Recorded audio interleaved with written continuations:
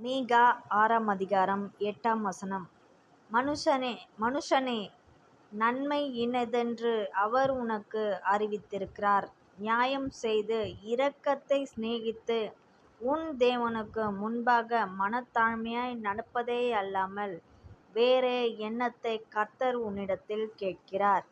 எரேமியா 17:7 கர்த்தர் மேல் நம்பிக்கை வைத்து கர்த்தரைத் தன் நம்பிக்கையாகக் கொண்டிருக்கிற மனுஷன் பாக்கியவான்.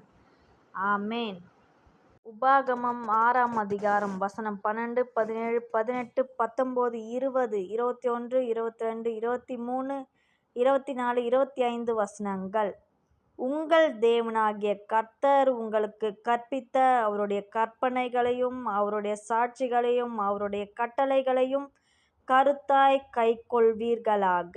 நீ நன்றாயிருக்கிறதற்கும் கர்த்தர் உன் பிதாக்களுக்கு ஆணையிட்டுக் கொடுத்த நல்ல தேசத்தில் நீ பிரவேசித்து அதைச் சுதந்தரிப்பதற்கும் கர்த்தர் தாம் சொன்னபடி உன் சத்துருக்களை எல்லாம் உன் முகத்திற்கு முன்பாகத் துரத்தி விடுவதற்கும் நீ கர்த்தருடைய பார்வைக்குச் செம்மையும் நன்மையுமாய் இருக்கிறதைச் செய்வாயாக. நாளைக்கு உன் புத்திரர், நம்முடைய தேவனாகிய கர்த்தர் உங்களுக்குக் கட்டளையிட்ட இந்தச் சாட்சிகளும் கட்டளைகளும் நியாயங்களும் என்ன என்று உன்னிடத்தில் கேட்டால் நீ உன் புத்திரனை நோக்கி, நாங்கள் எகிப்திலே பார்வோனுக்கு அடிமையாய் இருந்தோம். கர்த்தர் பலத்த கையினாலே எங்களை எகிப்திலிருந்து புறப்படப் பண்ணினார்.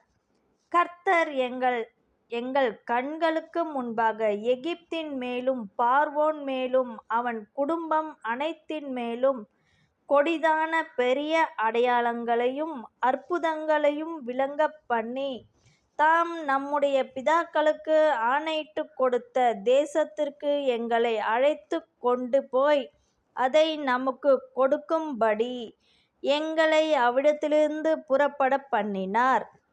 இந்நாளில் இருக்கிறது போல நம்மை அவர் உயிரோடே காப்பதற்கும் எந்நாளும் நன்றாய் இருக்கிறதற்கும் நம்முடைய தேவனாகிய கர்த்தருக்குப் பயந்து இந்த எல்லாக் கட்டளைகளின்படியையும் செய்ய கர்த்தர் நமக்குக் கட்டளையிட்டார்.